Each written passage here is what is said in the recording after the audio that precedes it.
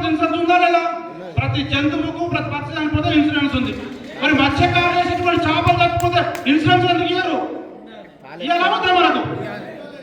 అందుకనే మనం ఈరోజు మన మత్స్యకారులకు చేపలు చనిపోతే ఇన్సూరెన్స్ ఇవ్వాలని చెప్పేసి ఈరోజు మన మహాసభ తీర్మానం చేస్తున్నది. అదేవిధంగా ఈరోజు మనం చూస్తే చెరువులు కుంటలు మొత్తం కబ్జాలు చేస్తా ఉన్నారు, పెద్ద ఎత్తున చేస్తున్నారు. ఆ కాలుష్యం రాకుండా దాన్ని మొత్తం ఈరోజు మనం చూస్తే చెరువుల మొత్తం డ్రైనేజ్ చేస్తున్నారు. ప్రతి ఊళ్ళో చెరువులను డ్రైనేజ్ మొత్తం చెరువులకు పంపిస్తున్నారు. దాన్ని చెరువులకు రాకుండా కింది పంపాల్సిన అవసరం ఉంది. అది చేయాలని చెప్పేసి మనం చెప్తా ఉన్నాం. అదే విధంగా ఈ రాష్ట్రంలో మొట్టమొదటి రంగారెడ్డి జిల్లాలో హైడ్రా తీసుకొచ్చారు, హైదరాబాద్ హైడ్రా తీసుకొచ్చారు. మనం పోరాటం చేశాం. దాదాపు 20 సంవత్సరాల నుండి సంఘం చెరువులు కుంటలు కబ్జాల మీద నిత్యం టీవీలలో రావడం కానీ, పేపర్లలో రావడం కానీ, సోషల్ మీడియాలో రావడం కానీ నిరంతరం మన సంఘం కార్యక్రమాలు వస్తూ ఉన్నాయి. ఈ జిల్లాలో ఎక్కడ చెరువు కబ్జా అయిందంటే అక్కడ పోయి మత్స్య కార్మిక సంఘం నిలబడి కబడ్దారని చెప్పింది. ఏ ఒక్క చెరువులు కబ్జా కాకుండా అడ్డుకున్నది ఈ రాష్ట్రంలో, ఈ జిల్లాలో మత్స్య కార్మిక సంఘం. కాబట్టి మనం అట్లా ఉన్నాం. హైడ్రా సమస్య వచ్చినప్పటికీ కొంతమంది వరకే ప్రయోజనం చేసే విధంగా ఉన్నది. అట్లా కాదు, రాష్ట్ర వ్యాప్తంగా విస్తరింపజేయాలి.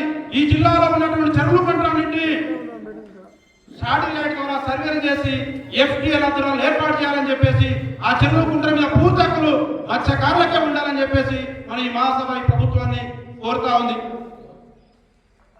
అదేవిధంగా మనం చూస్తే అనేక రకాల సమస్యలు మనకు వస్తూ ఉన్నాయి. మహిళలు ఉన్నాయి, రోజు మహిళా సొసైటీలు ఉన్నాయి.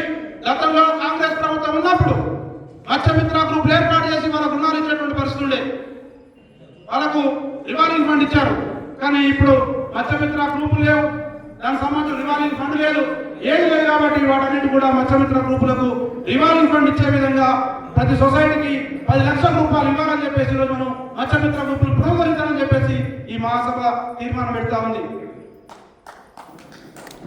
అదేవిధంగా ఈ రాష్ట్రంలో ఉన్నటువంటి, ఈ జిల్లాలో ఉన్నటువంటి అనేక మంది పెద్ద పెద్ద మాఫియాలు అందరూ కూడా చెరువులకు సంబంధించినటువంటి కబ్జాలు చేస్తారు.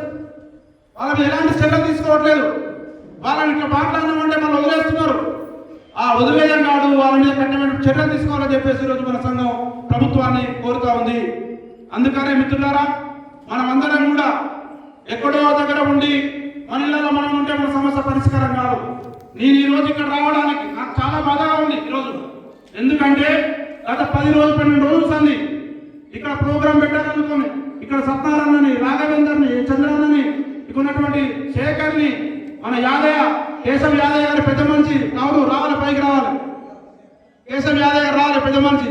ఆయన ఆ పెద్ద మనిషి వచ్చినప్పుడు సంఘంలో కూర్చోబెట్టి ఆయన ఇచ్చేసి అక్కడి నుంచి వాళ్ళు ఇప్పుడు దాదాపు